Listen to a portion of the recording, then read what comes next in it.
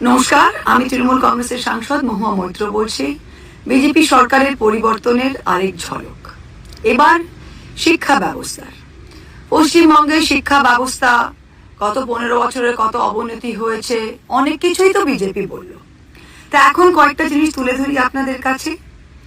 NEET সংক্রান্তে আমি একটা video গত সপ্তাহে করেছিলাম, তবু 2-3টে জিনিস মনে করিয়ে দিই। নিট পরীক্ষার্থী যারা প্রায় 22 লক্ষ সারা ভারতবর্ষে পরীক্ষা দিয়েছিল, সেই পরীক্ষাটা ক্যান্সেল হয়েছে।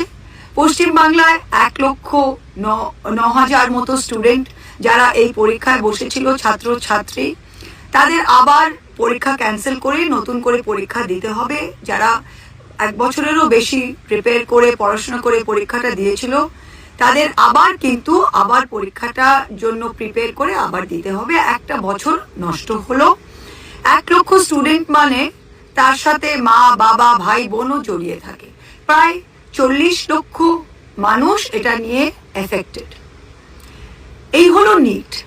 এবার কি দেখা যাচ্ছে যে ক্লাস 12 দ্বাদশ শ্রেণীর যারা CBSE central board of secondary education, যেটা দ্বাদশ শ্রেণী, কলকাতায় পশ্চিমবঙ্গে বহু সিবিএসসি স্কুল আছে।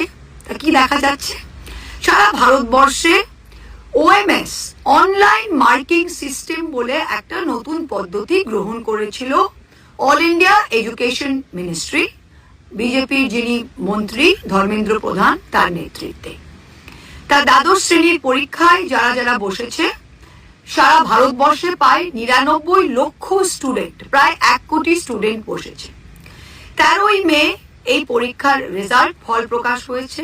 কি দেখা গেল যে এই 99 লক্ষ স্টুডেন্টদের আনসার পেপারগুলি অনলাইনে 70,000 মতো মানুষকে দেওয়া হয়েছে চেকিং এর জন্য।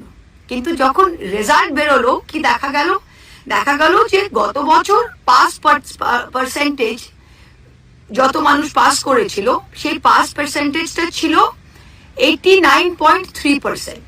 এবছর সেটা নেমে 85%, 85% হয়েছে। তার সাথে কি দেখা যাচ্ছে লক্ষ লক্ষ স্টুডেন্ট, স্পেশালি যারা ফিজিক্স, কেমিস্ট্রি, বায়োলজি, যারা সায়েন্স নিয়ে পড়েছে, তাদের যা আশা করেছিল যেই নম্বর, তার থেকে 40-30 এত নম্বর কম। আর কি দেখা যাচ্ছে যে ধরুন আমি আনসার শিট লিখেছি আমার হাতের লেখায়, যখন আমার নম্বরটি আমি আশা করেছিলাম আমি 80 পাবো, আমি পেয়েছি 40। আমি যখন আনসার শিটটা একটা ফি দিয়ে, একটা পয়সা আমি দিয়ে আমি সেই আনসার শিটটা আনালাম অনলাইনে, দেখলাম যে যেই